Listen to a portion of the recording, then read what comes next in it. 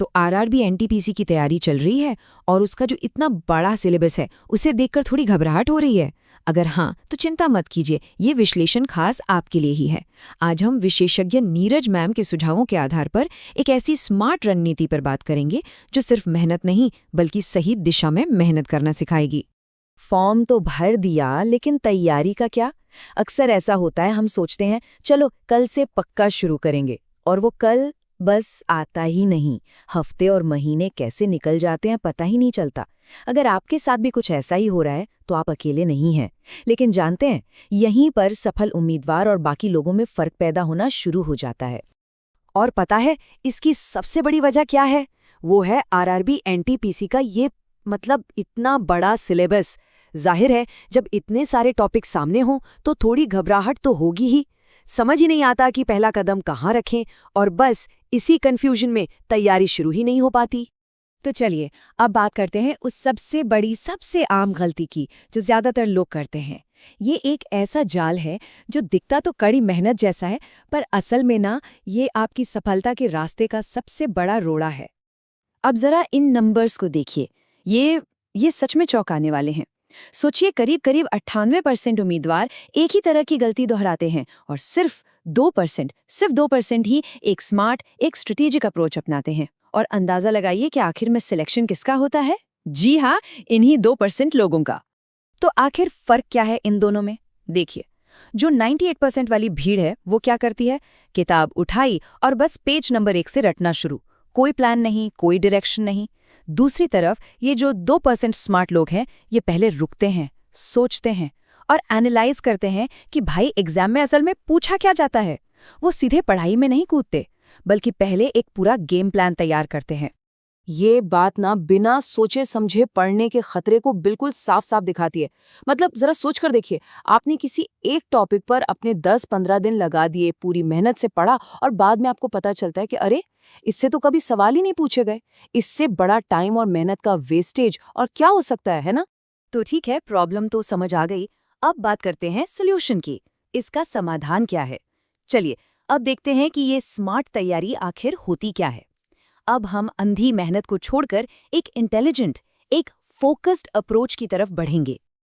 तो ये smart work है क्या भला? देखिए, एक बात साफ कर दूं, इसका मतलब शॉर्टकट लेना बिल्कुल नहीं है, बिल्कुल भी नहीं। इसका सीधा सा मतलब है डेटा का इस्तेमाल करना। मतलब पिछले सालों के पेपर्स को अच्छे से खंगालना, उन्हें समझना और ये पता लगाना कि एग्जाम का पैटर्न क्या है, कौन से टॉपिक जरूरी हैं, ताकि आपकी जो मेहनत है ना वो सही दिशा में लगे। और सुनिए, ये जानकारी आपके लिए एक रियल गेम चेंजर साबित हो सकती है। पता है, सिलेबस में जो करीब 50 टॉपिक्स दिए होते हैं, उनमें से सिर्फ 30 के आसपास ही ऐसे हैं जो बार बार लगातार एग्जाम में पूछे जाते हैं। इसका मतलब क्या हुआ? इसका मतलब ये हुआ कि सिलेबस का एक बहुत बड़ा हिस्सा ऐसा है जिस पर टाइम लगाना एक तरह से बेकार है, और स्मार्ट वर्क आपको बस इसी बर्बादी से बचाता है। और ये टेबल देखिए, ये पूरी स्ट्रैटेजी का आप कह सकते हैं निचोड़ है। ये बिल्कुल साफ साफ दिखाता है कि उन 30 जरूरी टॉपिक्स को प्रायोरिटी कैसे देनी है। मतलब जिन टॉपिक्स से 5-7 सवाल आ रहे हैं, जाहिर सी बात है वो आपकी लिस्ट में सबसे सबसे ऊपर होने चाहिए। ठीक है, तो थ्योरी बहुत हो गई, बातें बहुत हो गई। अब इस पूरी चीज को एक practical step by step action plan में बदलते हैं। एक ऐसा प्लान जिसे आप आज से, अभी से शुरू कर सकते हैं। तो ये रहा आपका 5 स्टेप गेम प्लान। स्टेप 1, पहले 10 दिन सिर्फ और सिर्फ एनालिसिस, पुराने पेपर्स को छान मारिए। स्टेप 2, अगला 1 महीना उन टॉपिक्स को दीजिए जो सबसे ज्यादा जरूरी हैं, जो हाईएस्ट प्रायोरिटी वाले हैं, उन्हें मास्टर कर लीजिए।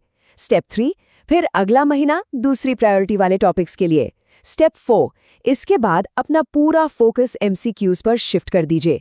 प्रैक्टिस, प्रैक्टिस और प्रैक्टिस, यहीं आपको अपनी कमजोरियां पता चलेंगी। और आखिर में स्टेप 5, आखिरी महीने में उन कमजोरियों पर काम कीजिए और फुल लेंथ प्रैक्टिस टेस्ट दीजिए। ये तरीका पक्का करेगा कि आपका हर एक मिनट सही जगह इन्वेस्ट हो रहा है। तो अंत में बात बस एक चुनाव पर आकर टिक जाती है। ये सिर्फ एक स्टडी प्लान नहीं है दोस्तों, ये तैयारी को देखने का, अपने माइंडसेट को बदलने का एक तरीका है। याद रखिए, यही वो स्मार्ट वर्क है, यही वो स्ट्रेटेजिक थिंकिंग है जो उन 2% सफल उम्मीदवारों को बाकी 98% की भीड़ से अलग करती है। ये कोई जादू नहीं है, कोई रॉकेट साइंस नहीं है। ये एक सीधी साधी रणनीति है जो आपको उस टॉप 2% के क्लब में शामिल करा सकती है। तो अब सवाल सीधा है, आप कौन सा रास्ता चुनेंगे? क्या 98% की भीड़ में शामिल होकर उसी पुराने ढर्रे पर मेहनत करनी है, या फिर उन 2% लोगों की तरह एक स्मार्ट, एक फोकस्ड रणनीति अपनानी है? फैसला आपका है।